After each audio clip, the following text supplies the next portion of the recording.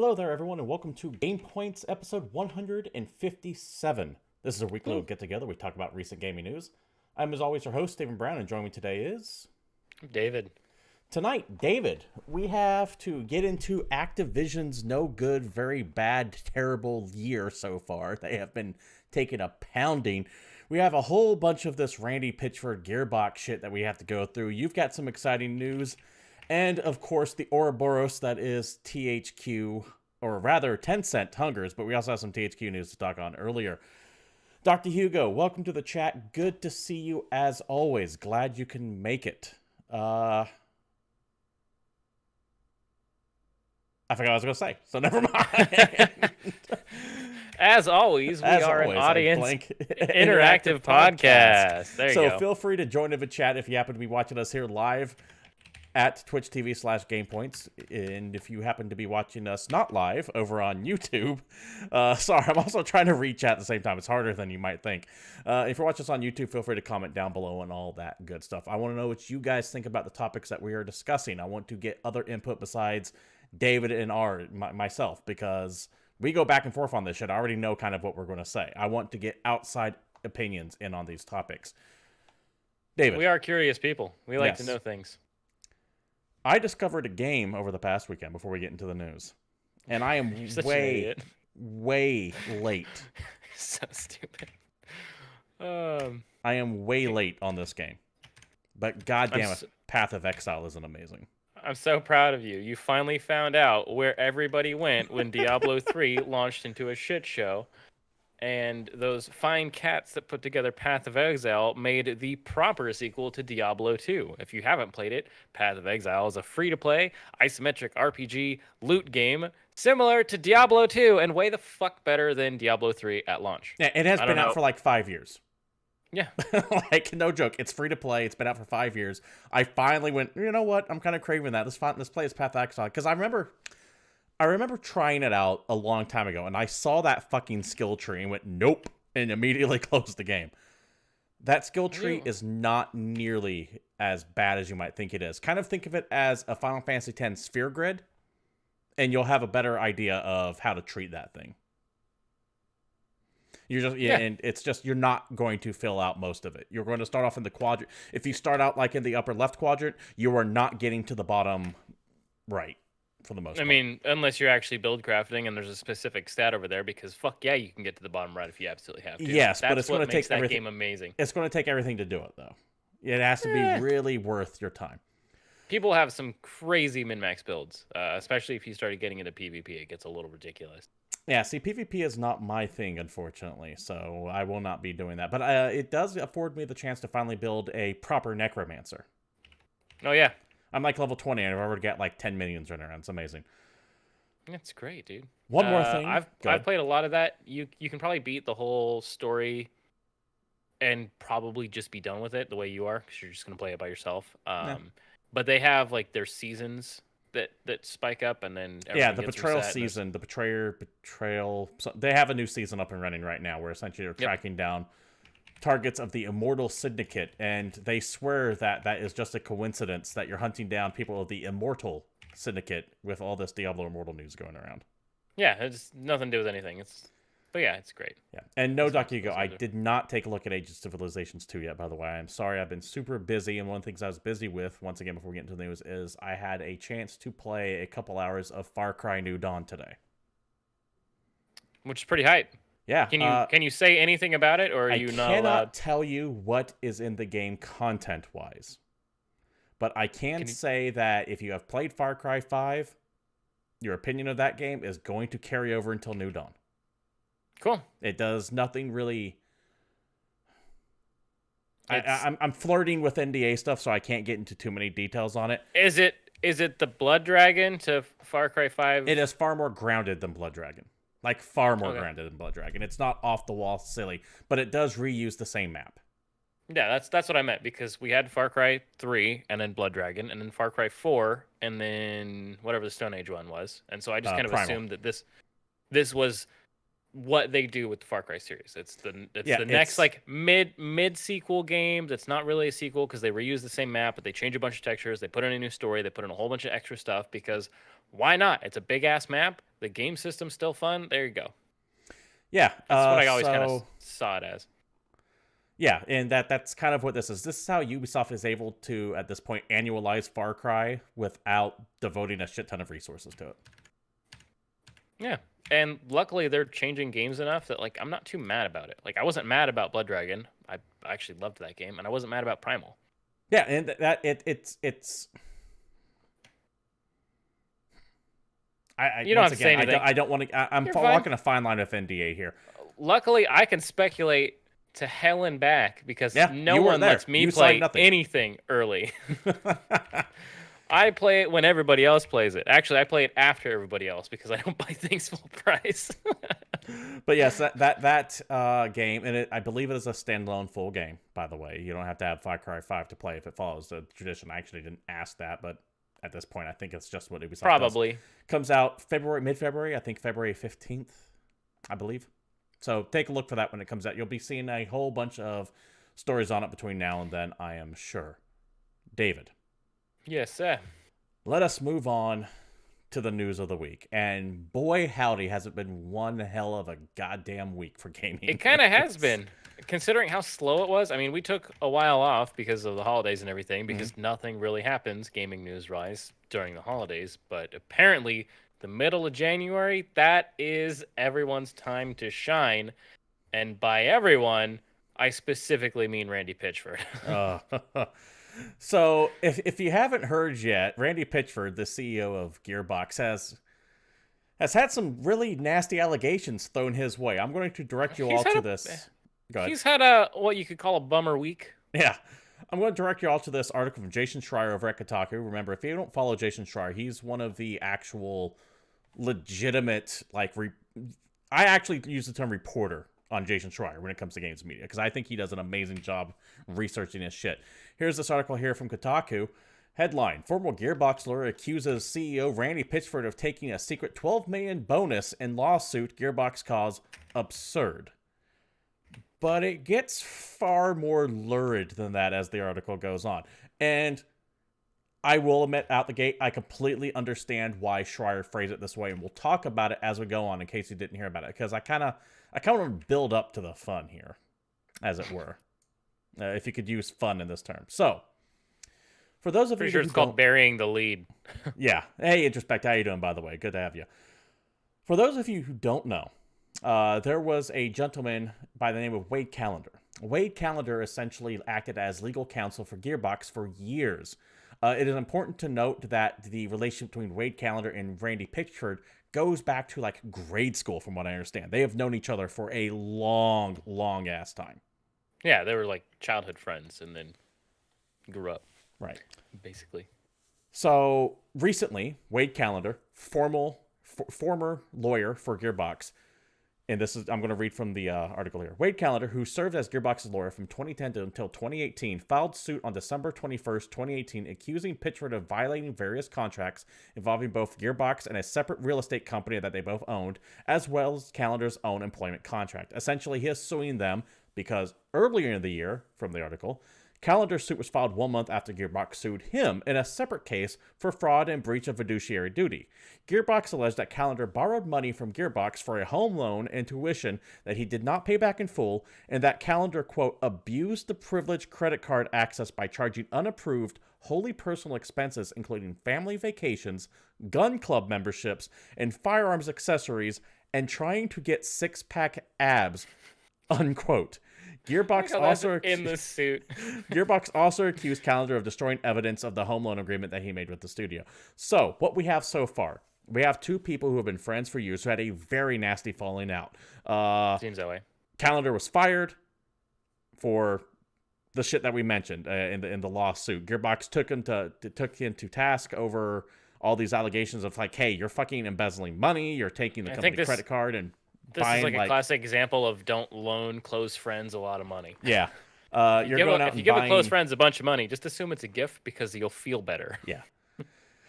You're going out and buying gun club memberships and getting the Bowflex 9000 or whatever it Right? is. Ab Blaster. Yeah. What was the Paul Ryan thing? The PX 900 or some shit like that. I don't know. Fair enough. I don't know. In retaliation, Wade Callender is now suing Gearbox, saying, "Hey, some shit's going down. This is what it is." The headline of the Jason Schreier article is this allegation. The lawsuit alleges that Pitchford struck a deal in 2016 to receive a personal secretive executive bonus of $12 million to be paid directly to Pitchford entity called Pitchford Entertainment Magic Media LLC. Now, this bonus, the reason why it's a problem is that if this was an actual bonus from 2K, from what I understand, was originally from, it was supposed to be paid out through the company. Mm-hmm. But this allegation alleges he just took it into a business that is under his own name and pocketed it all. Yeah, because instead of the bonus going to the company and then being divvied out to all the employees and him getting his share, this is him just taking the entire advance bonus and just keeping it. Allegedly. Yes, but that is not the most outrageous allegation here.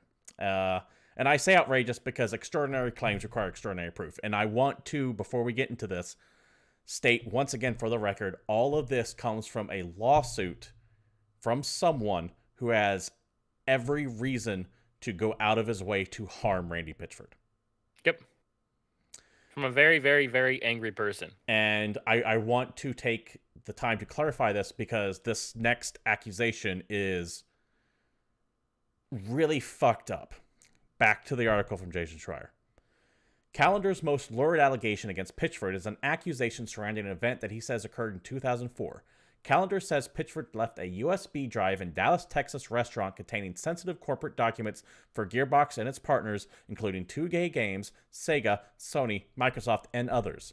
Says the lawsuit, quote, upon information and belief, Randy Pitchford's USB drive also contained Randy Pitchford's personal collection of, quote, underage, end quote, pornography.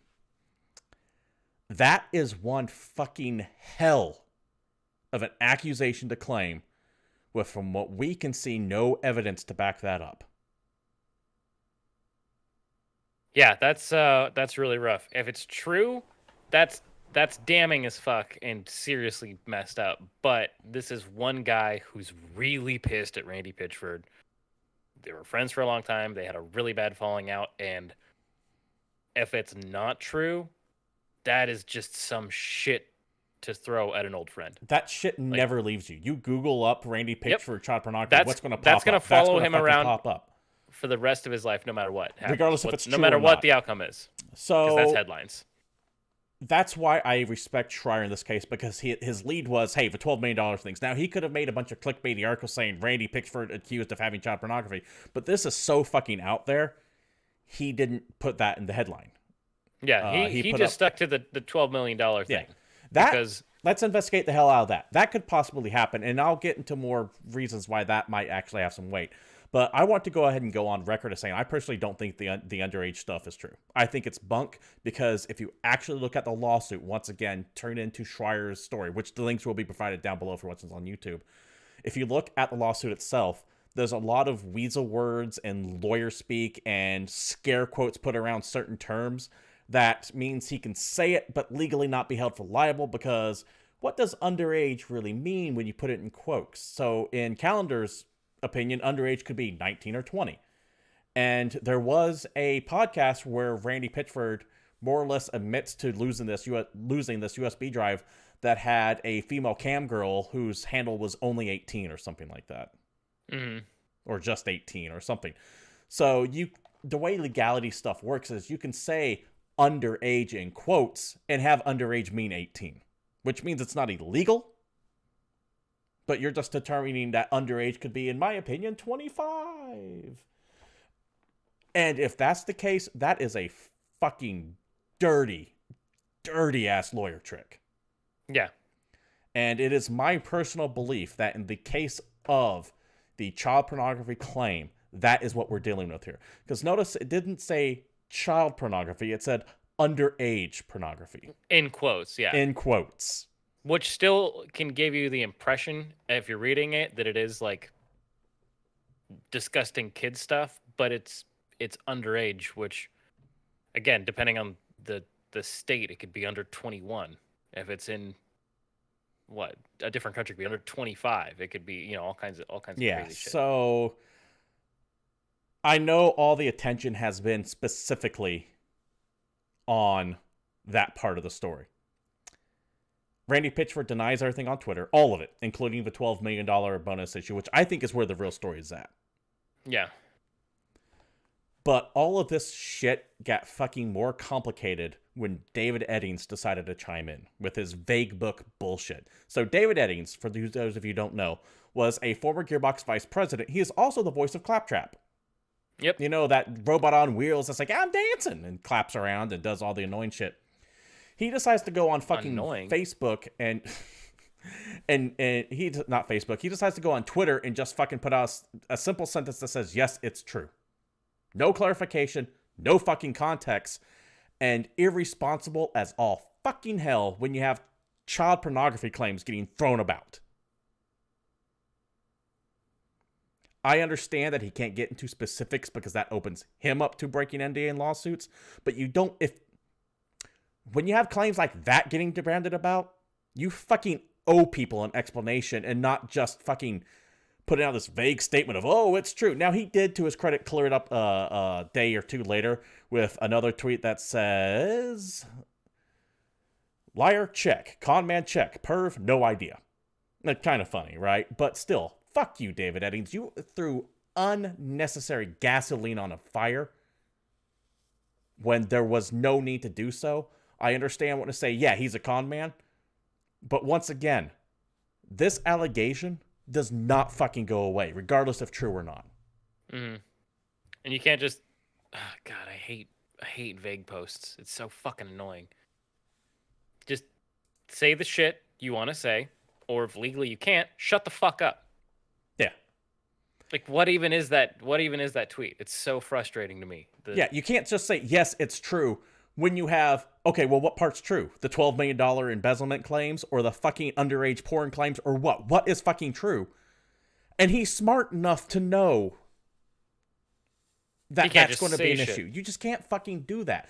So, lesson here, don't fucking vague tweet shit. Don't vague book shit. Just fucking say what you mean, because that kind of shit is not as bad, but it does no good. Yeah, it doesn't help anything. So fuck off, David Edmonds. Even if all of it's true, your vague post doesn't do anything. And if, by the way, you happen to know that all of it's true, especially the underage shit, and you never came forward in the first place, then you're also an asshole and a piece of shit. Like, you're not going to get any sympathy if you're hiding someone who is doing this kind of shit. No, absolutely. And yes, Dr. Yuga, the best case you could do is just shut the fuck up. I think we all need to kind of, like, I know I'm on a talk show talking about this, and I'm saying y'all need to shut the fuck up. But I try to find sources and go, this is what this person said, now here is my opinion. Also, we say allegedly a metric fuck ton on this show because we don't know shit and we're not qualified. No, not at all. So, all of this combined, we still don't know what the fuck's going on. What we know for a fact is Randy Pitchford and Wade Callender were friends at one time. Good friends, it seems. Had a terrible falling out. Probably involving a bunch of money. Yeah, and in millions of dollars, it seems. And we are seeing like a nasty spat between these two people. The other thing that we do know for a fact is that this USB stick that got lost at a restaurant in 2014, Pitchford has straight up admitted that happened. Because he tells a story on a podcast, on a magician podcast. Because remember, Randy Pitchford is big into amateur magic. He's big into that scene. About how he and Callender were at a medieval times in Texas. He lost a hard drive there. The hard drive kept a bunch of Gearbox shit on there, and also had a video of a cam girl doing something I don't want to mention on Twitch because I might get yanked down. But he was like, "There's no way a human can do that. That has to be a fucking magic trick." And we also learned that apparently at this time, USB sticks at Gearbox were not password protected. So, yep, have fun with that. So yeah, it is a nasty situation all around. I think you kind of both get where I think you all understand where we both are coming from on this, but let us know what you all think down in the chat below or in the comments on YouTube down below. Do you think? And I will admit, it's still Randy's still gonna be creepy as fuck in my book. Yeah, because he walks around with a USB that has not only a bunch of work files on it, but like some weird cam girl porn he bought off the internet. And buy a second USB stick, dude. Yeah, that's weird. Let us know what you guys think in the comment down below. I'll wrap this up by saying this one thing. Once again, I don't think that the CP allegations are true based on other statements and everything on there. But the $12 million bonus situation, that might have some validity to it, and that really needs to get searched on more. And it's a fucking tragedy that all of that is getting obscured by the child pornography bullshit, or the underage pornography. Once again, I keep saying child, but he actually says underage. Once again, he says specifically underage. Another word that makes me think, okay, that the calendar's deliberately trying to character assassinate Pitchford here. Yeah, and if the kid who found the USB ever came forward, then they could just say, hey, look, this is what he had. USB was found, by the way. Another reason why I don't think this is real, because that kid apparently opened up the USB, saw what was in there, and went, oh, this belongs to Gearbox. Mm-hmm. So this whole section of the story is taken away from what the important part is, and that's the allegation of the $12 million essentially funneled. Well, potentially, it's all important. It's just some of it seems more likely than others. Yeah. Anyways, once again, I know I said this a couple times. Let us know what you guys think down below. All right. It's a clusterfuck of nonsense, but it doesn't stop there. No. Well, the Gearbox involvement stops there, but let's go ahead and go on from one clusterfuck to another clusterfuck. And that is, what the fuck is going on at Activision Blizzard? Everything. Literally everything. I have never seen a company have so many negative stories come out in such rapid fire succession. And I'm even thinking of things like EA and shit, which has had just maybe horrible Comcast. Maybe Comcast in 2004. So I'm going to do a quick hit of a whole bunch of stories that are just... You want to just burn through them all really quick, and then we'll go deeper on them? Yeah, one of them I want to... let's take these... Yeah, let's burn through them all real quick, and then we'll go a little bit deeper on them as it goes on. Okay. So here's Activision's month so far. Yeah, and this is their year so far, and keep in mind we're only 2 weeks into the year. Yeah. So, first off, you have a former Blizzard employee named Julian Murillo Carrilla, and I apologize if I mispronounced that name. I'm pretty sure I did. Who posts... Yeah, there's no R in his last name. Recently worked on the Hearthstone team. Said, hey, I left the job because I was being sexually discriminated against, and I was facing he said that he left the job because he was facing both racial and sexual discrimination. And he goes on this big tweet longer post. I'll make sure the link is down below. I don't want to paraphrase it because he gets very detailed. He talks about how he was brought to the brink of suicide over the shit he was having to deal with because of a female employee that was put in charge above him. And Blizzard more or less kind of went, eh. So you had that come out. Then you had the big news that Bungie is leaving Activision and taking Destiny with them. Mm-hmm. Then you have Activision now under investigation from their own investors for securities fraud and other unlawful business practices. Then you have 2 CFOs gone. One of them fired with the stuttering quote, it plans to fire Spencer Newman. He was fired for causes unrelated to the company's financial performance and has placed him on paid leave. Another CFO who was Amrita Ahuja, and she was the CFO that was being named when the stories about Blizzard being taken over by finance, it was her that was getting named. She left to go join Square Inc. And on top of all of this, you still have she's joining Square Inc., the financial company, not Square Enix. Good point. Good point to make up, to bring up. And all of this is on top of still backlash from Diablo Immortal bullshit, Heroes of the Storm ending, and possible weak Black Ops 4 sales. And the reason why I say possible weak Black Ops 4 sales is because remember the rule. If a game is doing really well, a company will not shut the fuck up about it. But they're not talking about it. The only thing we hear about Black Ops 4 sales are things like highest day one digital sales or highest Of day a Call of blah. Duty game. Yeah, in very specific categories, which makes me think that Black Ops 4, while probably still sold millions, did not meet expectations. Oh, and by the way, Activision stock is down like 40%. 46% over the course of 3 months. Yep. So, although it might bottom out soon, in which case it could be the absolute best time to buy. If they have any chance of riding this ship. But yeah. It has been a really, really bad 2 weeks for Activision Blizzard. Yeah, so it sounds like their actual culture is fucking toxic. Going back to Jules' Twitmonger post. And if you get a chance, read over the post. It's kind of damning to the way the team is running. It's intense, and I mean, I have my own whack job theories about why that's happening, but I don't want to get into them here. Yeah, we don't need your input.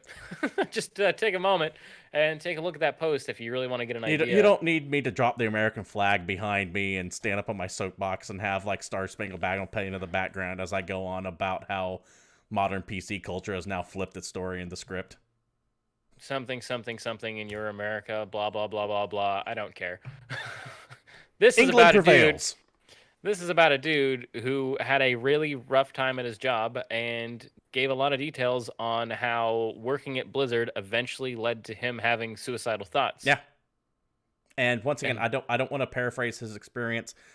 Read it in his words, rough. And it is bad. It's really if that is accurate to the culture at Blizzard, I could get not wanting to work there and why people are trying to leave. And why those guys that were on Hearthstone left, and why just Blizzard is going to shit. Right. If that's their culture, then I get it. So we do have a comment in chat I want to address. Someone's asking when did Activision take over Blizzard? You never understand how this works. So Activision and Blizzard merged. Oh man, it's been like what 10 years now? Yeah, they merged a while ago, but they kind of kept their own corporate culture. Activision became Activision Blizzard. And Blizzard, for the most part, just was still called Blizzard. One didn't really buy the other out. They just kind of merged under the Activision umbrella. 2007. So yeah, 12 years. That was close. So it wasn't a straight buyout. They didn't like absorb them like how EA does some companies. They merged, but it was under Activision's corporate umbrella. But for the most technically, part, what happened is Activision merged with Vivendi, and Vivendi at the time owned Sierra and Blizzard. And so they became Activision Blizzard because Vivendi wasn't really anything besides Blizzard. Yeah. So they merged. Blizzard, for the most part, was able to kind of maintain its own culture, though, which is unusual for this situation until recently. They stayed pretty independent with Activision serving as a publisher, more or less. Until recently. And now Activision's going, no, we own this company. Let's see if we can't start making out of it. That's kind of what brings us today. The big story of all this, though, we touched on a little bit already, was, of course, Bungie just bouncing out and taking Destiny with them. I have their post here from Bungie.net. Our newest partnership. At Bungie, our purpose is to build worlds that inspire friendship, blah, blah, blah, blah, blah, blah, blah, blah. You don't care about any of that. The part that you do care about is right here. Today, which was a couple weeks ago, we're excited to announce we've entered a new partnership with NetEase to help us explore new directions. Their industry, I think I brought up the wrong page here. Yeah, dude, you're looking at something from 2018. That's 800,000 years ago. I fucking brought up the absolute wrong page. I am sorry. Anyway, we don't need his poor-ass Googling skills to know I'm so garbage at Bungie has split with Destiny. It's a big damn deal, and they got to keep Bungie left Activision. They got to keep Destiny. That's the biggest part. Also, I have a 1 second. Why don't you keep going? Dude, also, welcome to Infinite Stream Edition. There we go. Oh, my God. Like, what's going on? This is a well-produced professional podcast. You can tell. I was so confused about what was going on. Anyway, this is the best news that's possibly happened to Destiny since Destiny was fucking announced in the first place. I brought up the wrong fucking page. I can't believe I did that. I'm pretty proud of you, honestly. Yeah. Anyway, good job, Bungie. Hope you guys live your dreams and that Destiny becomes all that you've ever wanted it to be. Destiny fans, this is probably your time to shine. And Activision, maybe not yours, because again, like we mentioned, they're also under investigation. The Pomerantz law firm investigates claims on behalf of investors of Activision Blizzard Incorporation. These claims are... This is their own investor. This is their own stockholders going, we think something's fucking fishy with you guys. Mm-hmm. So we're going to look into it. And that's bad. And then, of course, we had the 2 CFOs leaving. One of them fired, one of them transferred to another one. I want to go back to this Destiny, Bungie, Activision thing real quick. I want to make clear that just because Bungie is taking Destiny with them does not necessarily mean that Bungie is going to become, or Destiny is going to become an amazing game all of a sudden. Because No, I wouldn't say that. I'm just saying that now's their time to shine. Yeah.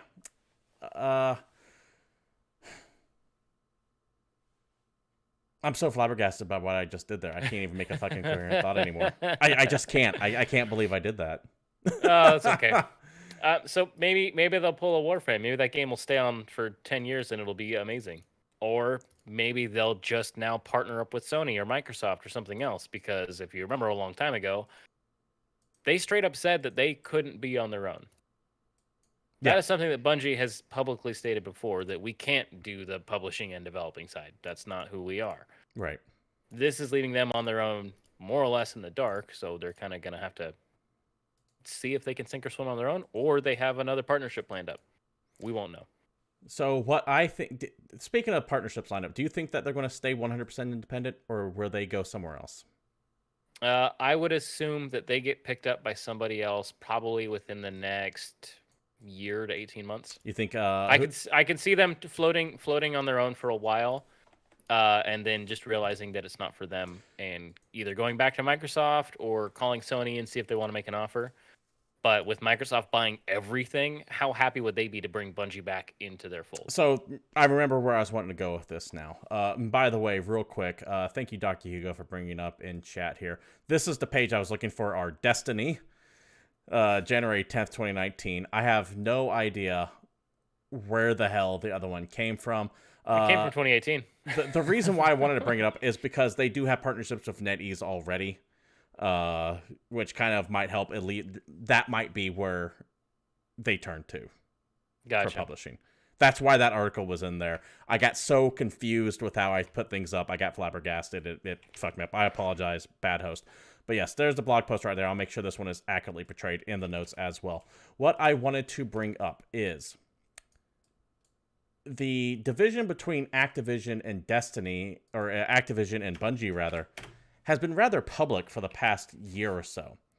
Especially when Activision goes, we're disappointed in what Destiny is producing monetarily wise, whereas Luke Smith, who is more essentially the director of Destiny, said, hey, we're happy with it. So we already have conflicting information between the two. So what I think, and keep in mind, this is just speculation, I think Destiny 2 is making a shit ton of money.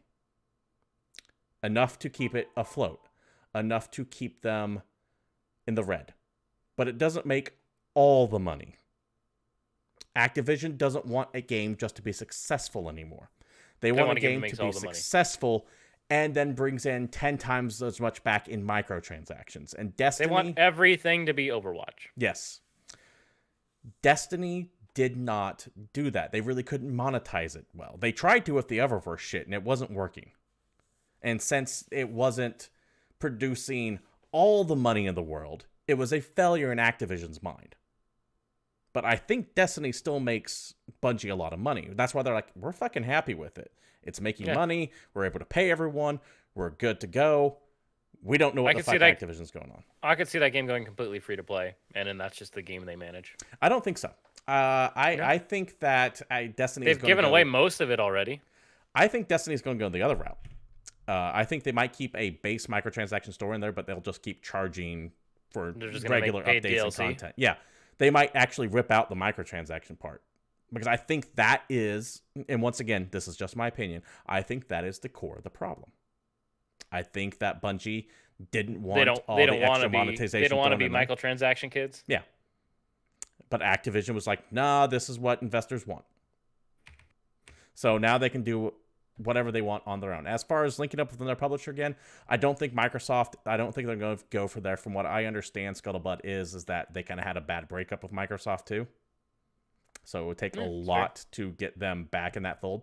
But hey, remember, the Respawn guys, back when they were Infinity Ward, they worked for EA, left EA, joined Activision, ended up joining EA again as Respawn. So money talks. Microsoft throws enough money at them, they could do it. We'll definitely see how that shakes out. I don't think Sony is going to buy them, by the way, or enter a publishing agreement by them, by the way. I think Sony is 100% now committed to their own IPs at this point. Makes sense. I think they want to develop their own shit. I don't think they want to buy a company and bring them in. That's they're just not busy buying a bunch of studios right now. That makes sense. But we'll see, dude.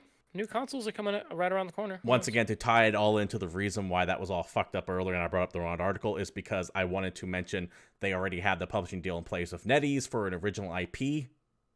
So NetEase, of course, expanding out into American markets as well. Makes perfect sense for them to go, make whatever game you want, we'll publish it. I think that is the most likely of it all. Now I remember where I was going with all that. And now, David, we can move on to what you think is the biggest story of the week. Oh, yeah, all that shit notwithstanding, it's not as important as this story, and that is that full cross-platform play is now live in Rocket League. This is the biggest of big news. This is the hugest thing that's ever happened. You can now turn on your PlayStation 4, turn on the crossplay option in the menu, and play with someone or against someone who's playing on Xbox or playing on PC or playing on Switch. That's kind of amazing. Right now, it's just random matchmaking, but they mentioned later in the article that they are working on trying to make a cross-platform party system that will potentially come out in a future update. And that is literally the dream. I could hop on my PC and play Rocket League with my friend who's on PS4 and our other friend that's on Xbox.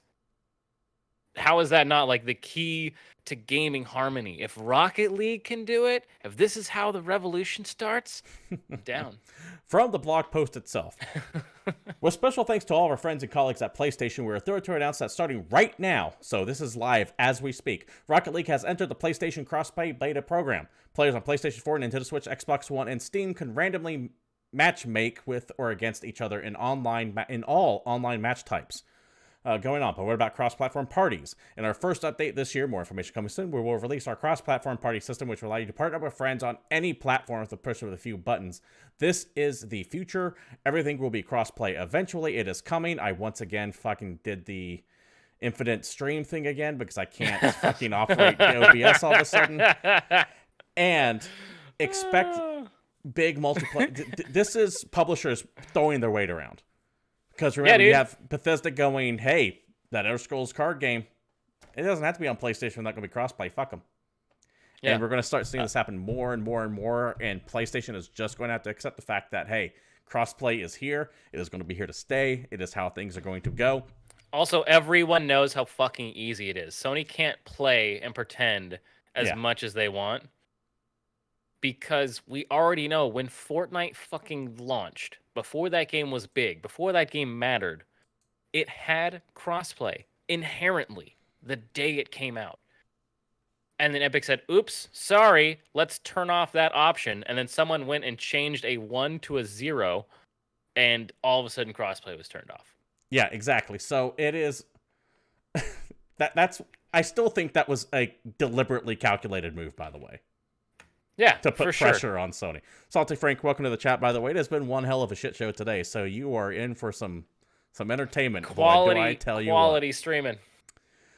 But yeah. My most exciting part about this story for me is the fact that PlayStation announced it as a beta program, which, yes, I know this is Rocket League and Psyonix is doing their thing, but potentially that means that Sony is more open to the idea of crossplay. Like, who knows, maybe in another couple months we'll see Fortnite go full crossplay everywhere. And I get Sony's reluctance on this. I thought Fortnite was already fully crossplay.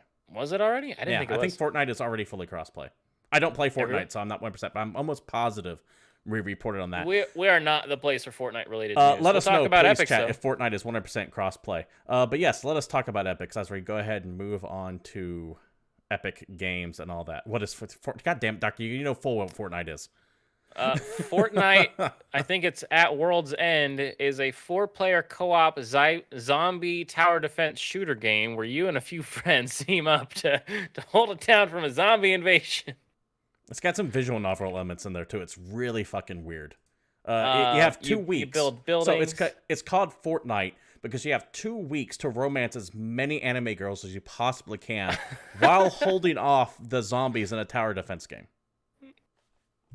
Also, since it's on Steam, there's some random anime titty in there as well. Because that's what Steam is slowly turning into. God damn, that's true. I also think there's some small little shitty multiplayer mode that they threw in there later. Yeah. no one plays that. Fort Date Night. That's well done in respect. Speaking anyway, of the Epic Game Store. let's get on with it. So, for those... And Steam, we'll tie all this in together. Remember how a couple weeks ago Epic Game Store launched, and they took a bunch of exclusives. Supergiant's game, Hades is exclusive on there. I think, what else went exclusive on that store? And they're like, hey, guess what, guys? Our split's 90-10. Get wrecked. Yeah, I think it's Fuck actually, you. to be 80-20. fair, I think it's 80-20. 88-12. Let's be honest here. Let's not paraphrase, because 2%. No, that's right. That's right. No, big. that's right. Theirs is 88-12 because then Discord came out like a week later and said, well, fuck you. Ours is 90-10. Yeah. So the Epic Game Store has been pushing hard into Steam's essential monopoly, because who the fuck uses Origin and who the fuck uses Uplay? And not on purpose. Battle.net launches. Sometimes I buy a game and then it's like, now installing Uplay, and I'm like, well, I guess I'm not playing that, and then I get a refund, and then I play something else. Well, good news if you want to play those Ubisoft titles and you're not looking for Uplay. Well, we'll see. Actually, it gets ran out. But anyways, turns out that 1288 split is enough to entice some bigger developers away from Steam, including Ubisoft. This article here from GamesIndustry.biz, Ubisoft forgoes Steam in favor of Epic Games for The Division 2. This is kind of a huge deal. Yeah, that's big. Because it's just straight up not coming to Steam, at least not now. And this is an online storefront, so a timed exclusive I don't think would really happen. They could just be like, hey, guess what? If you want to play this game, you can buy it from Uplay or you can buy it from the Epic Game Store. Yeah, I don't think this is ever coming to Steam. From the article itself, once again, you can find it at GamesIndustry.biz. Links will be provided down below. Shots have been fired Wednesday in the digital distribution platform war as Ubisoft shuns Steam in favor of Epic Games. Furthermore, it has been announced that Ubisoft and Epic will partner on, quote, additional select titles, end quote, over the coming year. The partnership will see PS version of The Division 2 available only on the Epic Game Store and directly from Ubisoft. So there's right there, only on the Epic Game Store and directly from Ubisoft, as well as additional select titles. So this is something that I think Ubisoft is going full hog on. I would not be surprised. Why wouldn't they? Yeah, if it's anything major... It'll be on there. Steam has a 70-30 split, and they have for a long time. They recently had their announcement saying that the split would ramp in different ways based on sales of a game, and I think if it sold over 1 million copies or something like that, the split would start to change until it was skewing towards the more you like sell, an 80-20. The more it skews toward the developer. Towards the developer, correct. But Epic is just straight, you get 88%, period, flat. No scaling. Doesn't matter if your game sells 10 copies or if it says 10 million copies. That's what you get. Epic is going hard at Steam. Hard at Steam. And right now, they actually have the money to do it. Yes. And one thing that's amazing, have you actually looked at the Epic store? Yeah, it's not bad. I like it. Yeah. Also, don't forget the fact that Epic, in addition to making one of the most fucking played games in the world, having their own curated store, also happen to be the guys that made the goddamn Unreal Engine, and Unreal Engine 4 is used for most of the damn video games we play right now. Yeah. And also remember, if you take your Unreal 4 built game and release it on the Epic Store, I'm pretty sure they said you don't pay the Unreal Engine royalties, or you pay a significant reduced amount. I'm gonna have to see an article on that one. I'm not doubting you, but I do wanna verify that's the I case. want to say it's at least a heavy discount. If not, you don't pay. I wouldn't be surprised if it's on their store. I wouldn't be surprised given how developer friendly Unreal has been, all the way from the 88-12 split down to, hey, if you're making shit and selling on a store, you get more money in your pocket, and all this is coming from Fortnite's success. Also, here's this video game that we were making that we canceled, and we just released all of the assets in their entirety to everybody for free download to use as assets in the Unreal Engine. Yeah. So I am really, really liking where Epic Games and Epic as a company is. It's a little spooky because they're poised to take over the world, and now everyone just kind of has to watch to see if they fuck it up or not. Well, Steam needed a legitimate competitor. Steam has not had a legitimate competitor. Once again, I mentioned Origin, who fucking cares. Battle.net for the longest time was just Blizzard games, so all 4 of them. Yeah, which is a great launcher. If I want to play Blizzard games, I launch that, and my friends list works, and I can add people to my party really easy, and those games install and update on their own, and I don't have a problem with it. Steam is not curated at all. No, Stream Greenlight's a fucking joke, and it has been for a million years. They have no customer service. They don't give a shit. They're too big.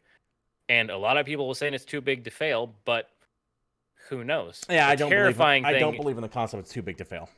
The terrifying thing is that if it does fail, then between me and you, we're out probably 1,000 video games. Yeah. Flat out. Just gone. Salty Frank is informing us that he has 10 Battle.net games. And I'm assuming he's counting like all the Worldcraft expansions and the original classic StarCrafts. Okay, so 10 over the course of... I'm pretty sure there's only 6 unique icons on Battle.net that you can launch. How many years is that? Oh, you know what? Destiny Diablo, 2 StarCraft. and Black Ops 4 is on there as well. So that's 2 of them. Actually, let's think this. Let's think about this. Diablo, StarCraft, Overwatch, Heroes of the Storm, Hearthstone. Wow. Hearthstone. Wow. I said that one.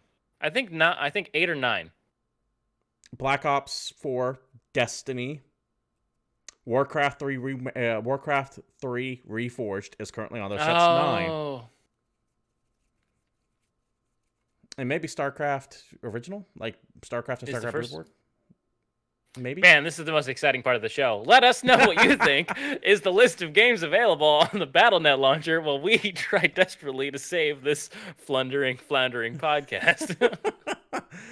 Speaking of which, if you want to support your podcast, I'm not even going to say. I can't even bring myself to do that. Speaking of war, how about Warhammer? Remember that time? Remember that time there was that company called Games Workshop, and they had these games called Warhammer, and there was also Warhammer 40K, and these games that one was fantasy and one was like sci-fi space.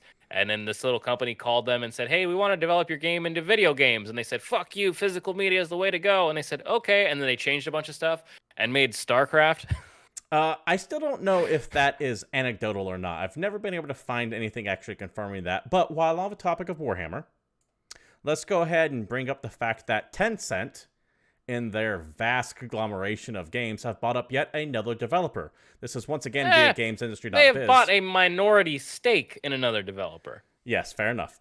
TenCent takes minority stake in Warhammer Vermintide developer Fat Shark. Now, if you've never played Vermintide, it's quite good. It is damn good. It is. So imagine, if you will, Left 4 Dead set in a medieval setting and focusing on melee combat, and you're fighting mostly a swarm of giant human-sized rats instead of zombies. Imagine if Splinter had an army and they were all super evil and some of them knew magic. Nah, Splinter had an army, they would be turtles. Nah, dude, it's just a bunch of splinters. Okay, here's what happened. Krang kidnapped Splinter, right? Okay. No, finish this out. I'm going to make you go to the end of this. And then what happens is they clone a shit ton of them, and then they feed him after midnight. And there you go. Fair enough. So yeah, TenCent, you know, that company that has stock in fucking everything, they gobbled up 30% of Fat Shark. These guys developed Vermintide from the article itself.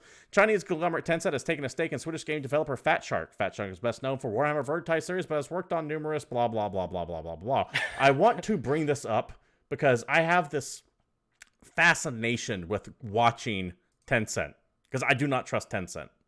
Oh yeah, Tencent's super spooky, by the way. Tencent has their own version of Steam that I'm pretty sure you can actually download in the Americas nowadays. And they're a big damn deal. Do not underestimate the power of the Chinese market.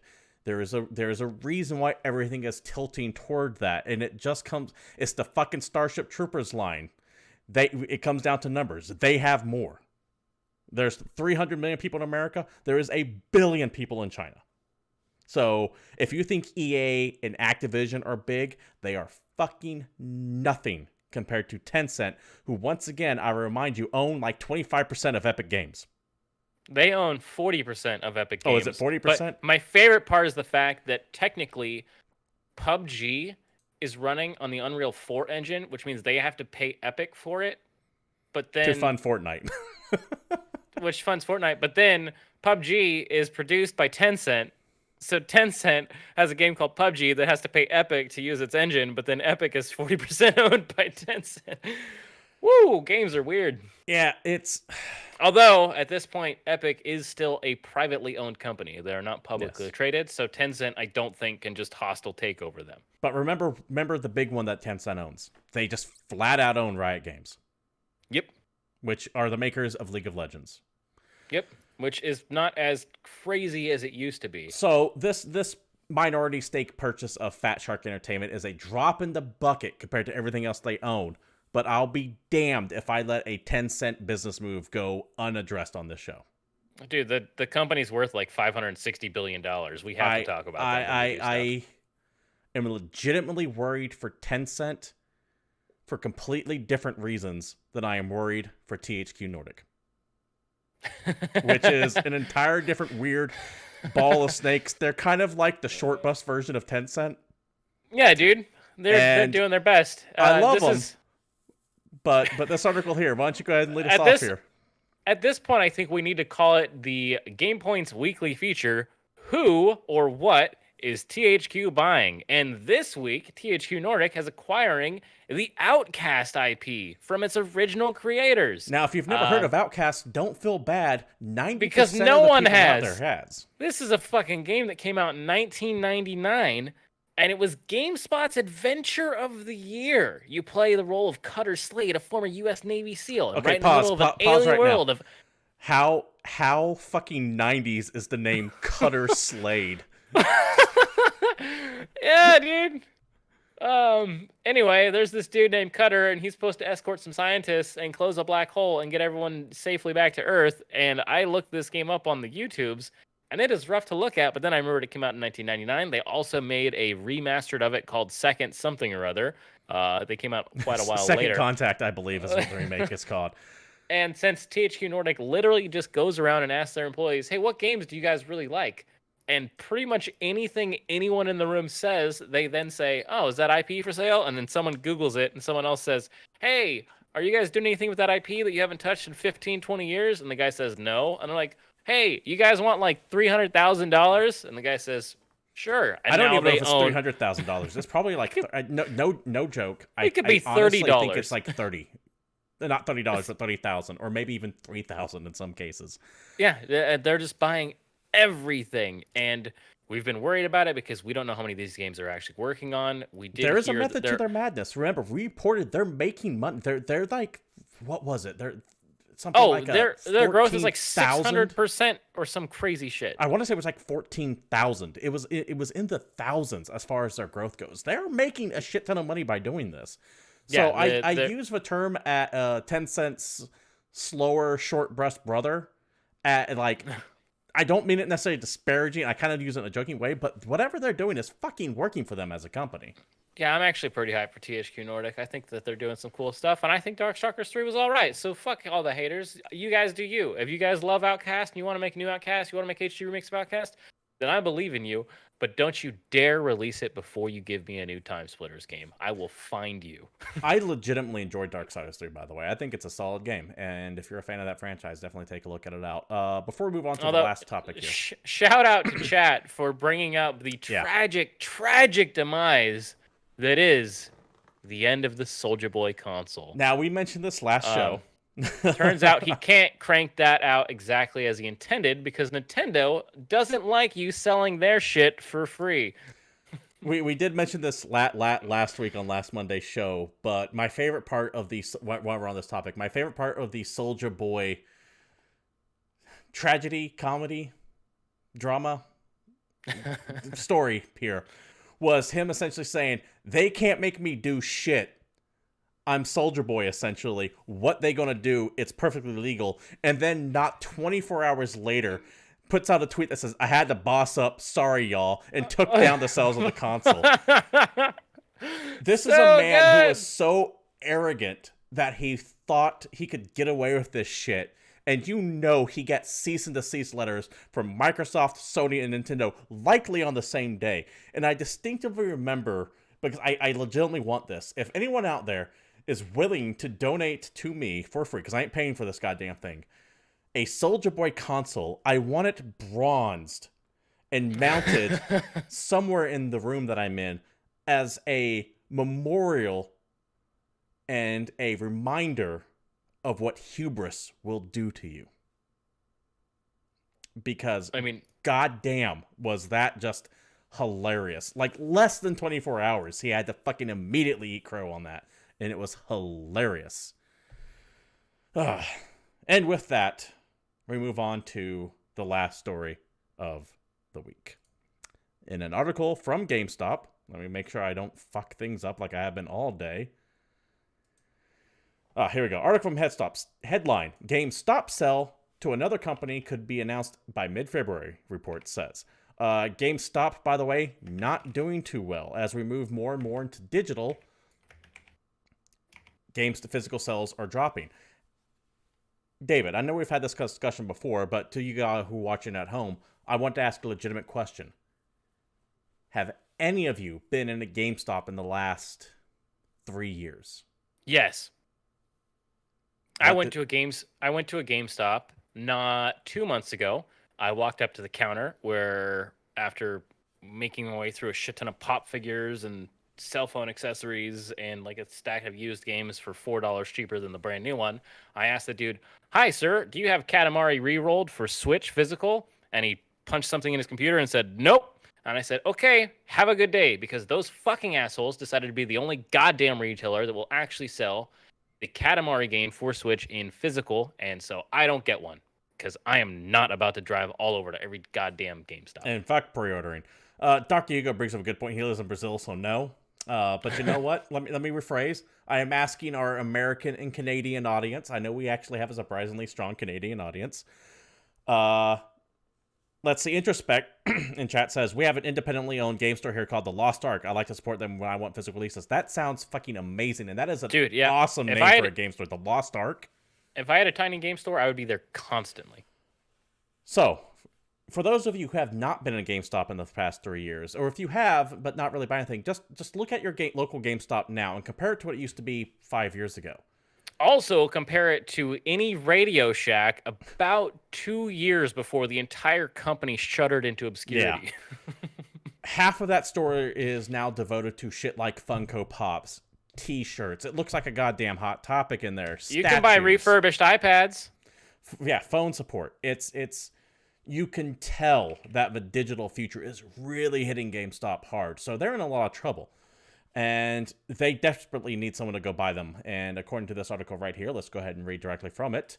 The Wall Street Journal reports that at least two companies are in the middle, let me start over. The Wall Street Journal reports that at least two companies are bidding for GameStop, and a deal to buy the retailer could become public by the middle of February. Citing a person familiar with GameStop, the Wall Street Journal reported that private equity company Sycamore Partners, these are the guys that own Hot Topic, by the way, so it would be completely fucking fitting for them to do that, and another private equity company called Apollo Global Management, these are the guys that run Chuck E. Cheese, are interested in buying GameStop. Now, the thing about Apollo Global Management, by the way, they actually own a lot more clothing lines. I think they own Torrid. I want to say they own... God damn it, I used to know all these off the top of my head. But they're more clothing focused, if I recall correctly. I could be getting them confused with each other. That would also make sense based on what GameStop has now turned into. They're less about games and more about selling merchandise these days. So it definitely makes sense. Either way, it is not a good sign for GameStop. If one of these two private equity firms do buy them, I don't expect them to shut down GameStops, but don't be surprised if you see them slowly focusing away from games. You'll always be able to buy new games there, but they're going to really start heading more in the direction of collectibles, apparel, Funko Pops. That is GameStop's future. Let's just be 100% honest here.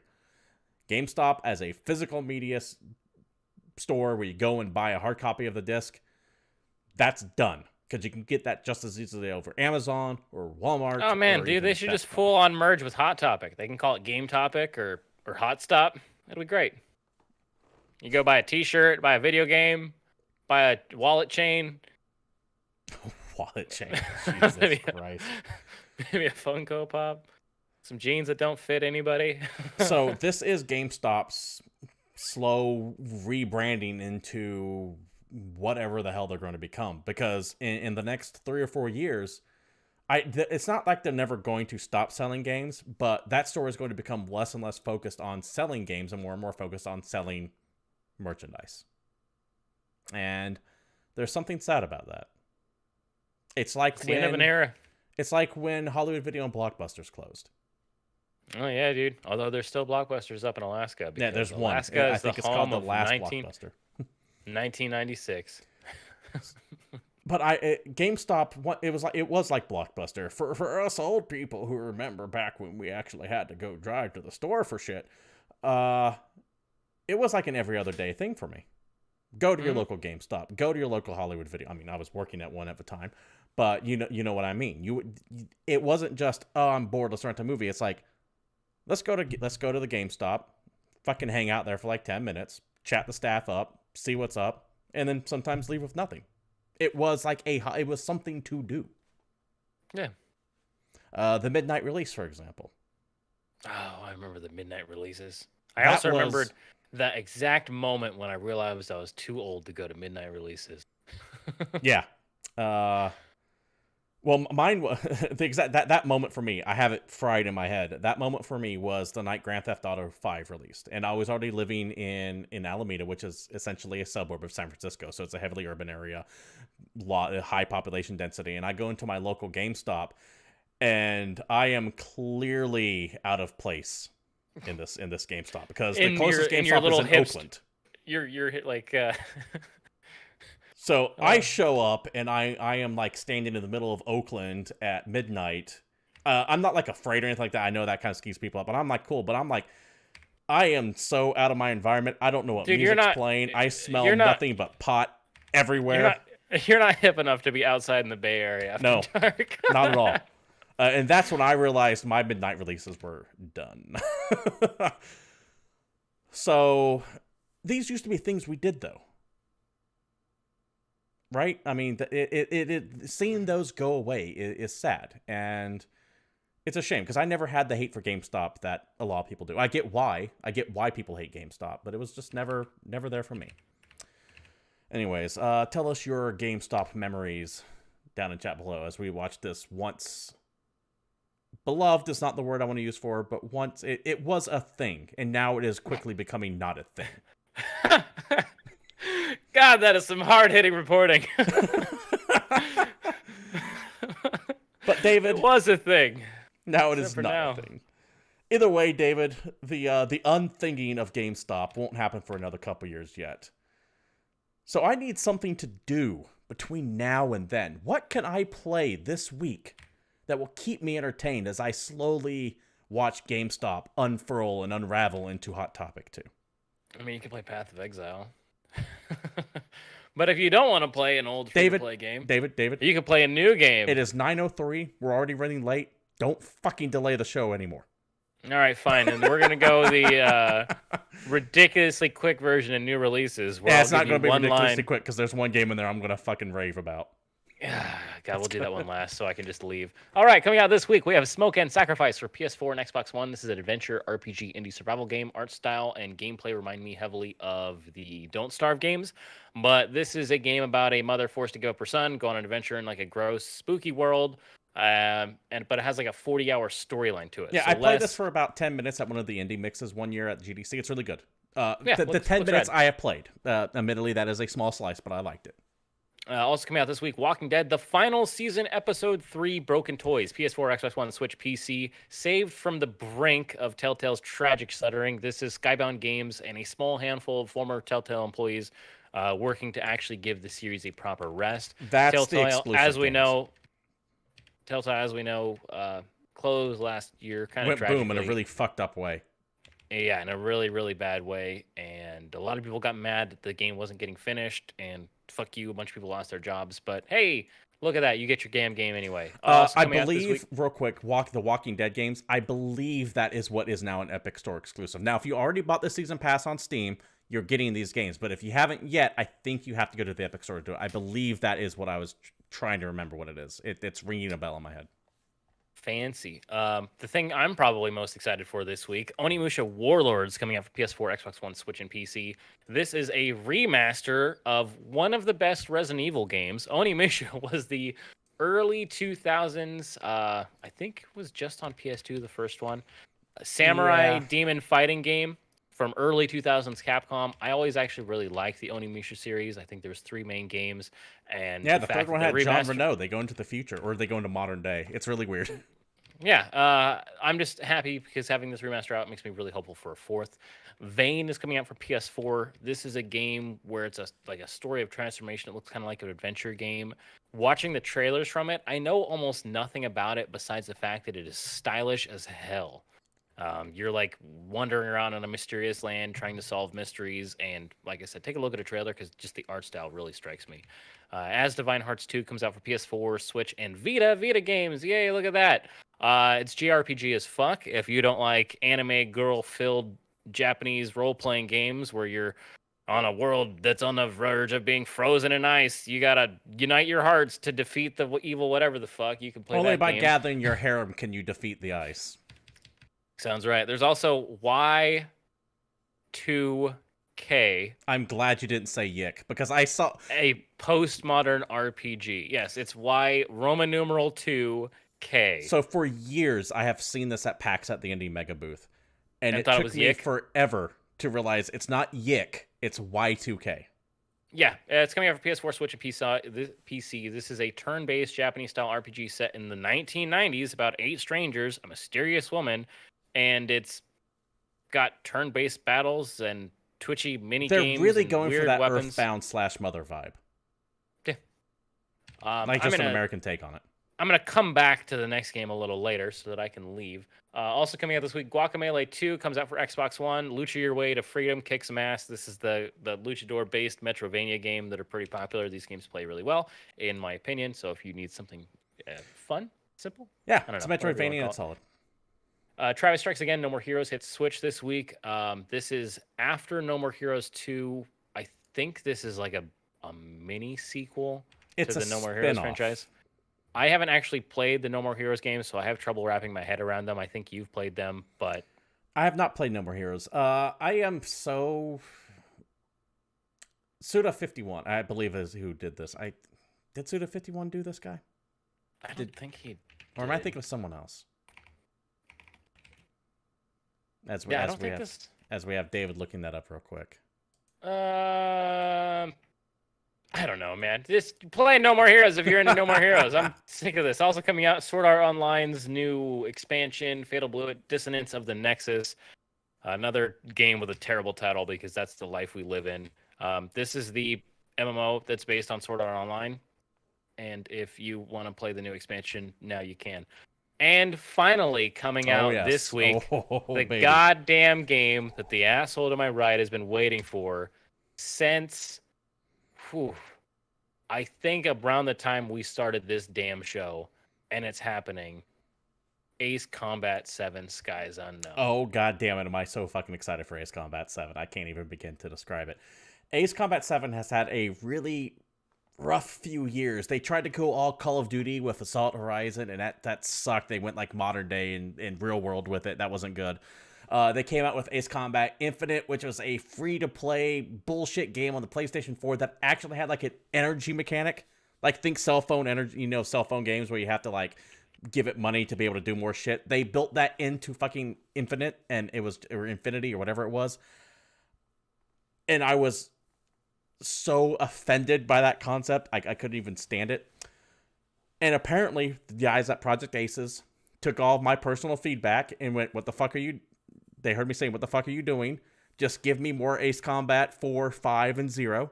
Go back to Strange Real," which is the weird made-up universe that they created for it. And they listened. Ace Combat 7 is set in the same world as what's considered the holy trilogy of those games, 0, 4, and 5, which is also the same one as 1, 2, 3, etc. But they kind of left it behind. They're going back to it, and it is chock full of stupid, over-the-top melodrama with licensed planes fighting each other. And I'm so happy. I can't believe that they actually went, okay, we need to go back to the drawing board. We need to go back to what fans want in a world where we get so many watered down things. Now, the game isn't out yet. I haven't played it with it yet, so it could be worse than I am saying it, but I am just excited to see Ace Combat go back to its roots. I'm over the moon over it. Now, we'll likely buy this twice because the PC version comes out in like another couple weeks, but I can't wait that long. Yeah, I still prefer the fighter jet level of Drakengard. Fair enough. But yeah, dude, you're allowed to be excited. Ace Combat 6 came out in 2007. It's been a minute. But I think that does it for new releases, which means that's it for the show. I ain't got shit left to talk about. I don't think he does either. So this has been GamePoints episode a shit ton. Thank you all for showing up. This has been GamePoints episode 157. We do stream live here at Twitch TV/GamePoints every Monday at 8 p.m. Pacific Standard Time if you want to be part of the show. If you can't show up live, however, you can always tune to our YouTube page. That's youtube.com/GamePointsPC. And watch old episodes there. Almost all of them. A few of them didn't quite make the cut. Regardless of where you happen to be watching at, I appreciate your views. And if you want to support the channel in any way, you can follow, like, subscribe, toss bits at. If you're sitting on that Amazon Prime or Twitch Prime account and on Twitch, if you want to toss it this way, I'd appreciate it. If not, please use it at least on some streamers' page, though. It just goes to waste if you don't get into it. Dr. Hugo, Introspect, Salty Frank, to everyone else who has been lurking tonight, I appreciate all y'all showing up. If you want to follow the show on Twitter, you can do so at GamePoints PC. You can follow myself, Stephen Brown, at CapitalisPig21. You can follow David there at Palshlife_Satori. To keep in mind, he rarely tweets. We also have a Discord server. You can look down below on our Twitch page, and it should pop right up there. Feel free to join in there, and that's where announcements, gaming news, and you can also post things that you want us to talk about on the next week's show. Without further ado, this has been GamePoints, and until next Monday, we're out of here.